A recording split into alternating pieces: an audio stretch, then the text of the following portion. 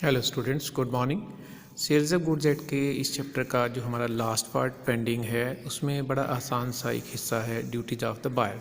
As a buyer हमारी क्या duties बनती हैं। ड्यूटीज़ का मतलब यहाँ पर लीगल ड्यूटी से है, इसका मतलब रिस्पॉन्सिबिलिटीज़ भी हो सकता है, इसका मतलब हमारे उत्तरदायित्व भी होता है। जब हम किसी भी कॉन्ट्रैक्ट सेल में एंटर होते हैं तो उसमें जो हमारी duties in general real life में बनती हैं वही सारी लॉ में भी बनती हैं। सबसे पहली जो हमारी ड्यूटी बनती है वो होती है to take delivery of goods and to pay for the price. Simple duty है, सबसे इम्पोर्टेंट ड्यूटी है। जिस चीज़ का हमने ऑर्डर दिया है जब वो तैयार हो जाती है, सेलर हमें कहता है कि चीज़ तैयार है, तो हमें उनकी डिलीवरी ले लेनी चाहिए और जो भी उसका प्राइस तय हुआ था वो प्राइस उसे पे कर देना चाहिए। नेक्स्ट इसमें हमारी ड्यूटी बनती है to apply for delivery of goods. To apply for delivery of goods एक स्पेशल सिचुएशन होती है जब हम चीज़ का ऑर्डर प्लेस करते हैं। सेलर कहता है कि मुझे इसको तैयार करने में कुछ समय लगेगा और आप कहते हैं ठीक है, मैं इतने समय के बाद आपको कहूँगा कि ये चीज़ मुझे डिलीवर कर दी जाए, तो इसे अप्लाई करना कहते हैं। तो जहाँ बायर ने अप्लाई करने के लिए, रिक्वेस्ट करने के लिए कहा था, तो वहाँ बायर को बाद में अप्लाई करना चाहिए, उसे रिक्वेस्ट करनी चाहिए कि मेरी चीज़ें मुझे डिलीवर कर दी जाएँ और समय पर उसकी डिलीवरी उसे ले भी लेनी चाहिए। नेक्स्ट हमारी ड्यूटी बनती है एज ए बायर, वो होता है to bear the risk of deterioration. Deterioration होता है खराबी होना।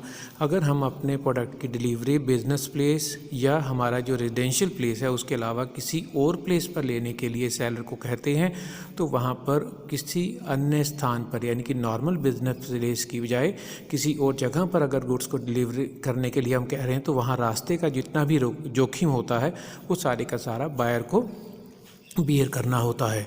नेक्स्ट हमारी ड्यूटी बनती है जो सबसे इम्पोर्टेंट होती है, not to neglect the duty regarding delivery acceptance. जो गुड्स हमें डिलीवर की जा रही हैं वो अगर तय की गई शर्तों के हिसाब से हैं, तय किए गए रूल्स के हिसाब से हैं, तो हमें उन गुड्स की डिलीवरी लेने से मना नहीं करना चाहिए। अगर हम वहाँ नेग्लिजेंस ऑफ ड्यूटी करते हैं, उसकी वजह से सेलर का कोई भी नुकसान हो जाता है, तो हमें उस नुकसान को पूरा करने की जिम्मेवारी उठानी पड़ेगी।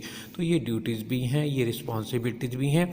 इसका दूसरा मतलब ये भी है कि अगर एक बार अपनी ड्यूटीज़ पूरी नहीं करता है और उसके द्वारा ऐसा किए जाने की वजह से सेलर का अगर कोई भी नुकसान होता है, तो वो सारा नुकसान सेलर के टुवर्ड्स बायर को पूरा करना पड़ेगा। दिस मीन्स कि इनडायरेक्टली जो हमारी ड्यूटीज़ होती हैं वो बाय डिफ़ॉल्ट सेलर के राइट्स भी कहे जा सकते हैं।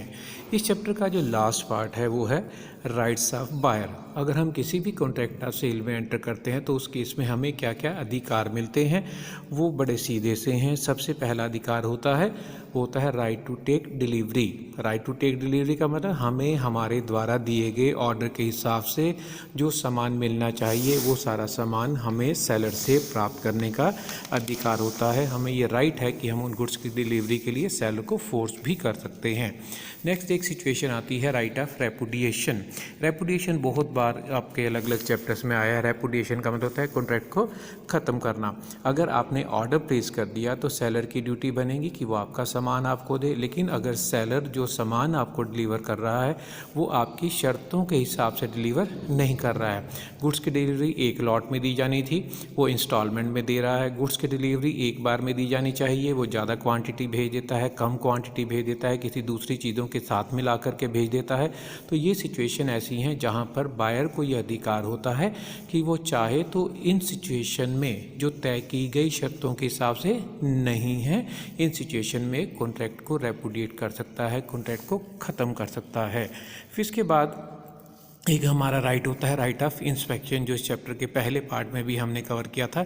राइट ऑफ इंस्पेक्शन का मतलब होता है जब हमें गुड्स की डिलीवरी मिल जाती है तो हमें ये अधिकार है कि हम एक रीज़नेबल टाइम के अंदर अंदर गुड्स की जो चेकिंग करना चाहते हैं, अपने ऑर्डर की जो चेकिंग करना चाहते हैं वो कर सकते हैं। उसमें अगर किसी तरह की भी कोई कमी है वो सेलर के नोटिस में ला करके उससे उस कमी को दूर करने के लिए रिक्वेस्ट कर सकते हैं और सेलर को वो कमी दूर करनी भी होती है।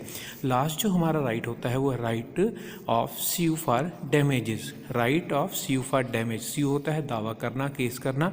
अगर सेलर की लापरवाही की वजह से हमारा कोई भी नुकसान होता है, सेलर गुड्स की डिलीवरी डिले कर देता है, तय की गई डेट के बाद करता है, तय की गई शर्तों के हिसाब से नहीं करता है, इंस्टॉलमेंट में करता है, गलत क्वांटिटी दे देता है, चाहे वो कम दे देता है, दूसरी चीज़ों के साथ मिक्स करके दे देता है, ऐसी सिचुएशन में अगर किसी भी ऐसे बिहेवियर की वजह से, सेलर की नेग्लिजेंस की वजह से बायर का कोई भी नुकसान होता है तो बायर को ये अधिकार है कि वो अपने अमाउंट ऑफ कंपनसेशन, अपने नुकसान की क्षतिपूर्ति सेलर से करवा सकता है और सेलर की ये रिस्पॉन्सिबिलिटी बनती है कि वो इस ऐसी सिचुएशन में बायर की जो भी कंपनसेशन बनता है बायर को वो पे करे। दिस मीन्स कि जब हम राइट्स ऑफ बायर की बात करते हैं तो वो कहीं ना कहीं आप समझ गए होंगे कि वो रिस्पॉन्सिबिलिटीज़ या ड्यूटीज़ ऑफ सेलर भी कही जा सकती हैं। तो ये था हमारा इस चैप्टर का लास्ट पार्ट और ये था हमारा चैप्टर जो हम डिस्कस कर रहे थे सेल्स ऑफ गुड्स एट का performance of contract of sale. ये था हमारा चैप्टर नंबर 5। Thank you.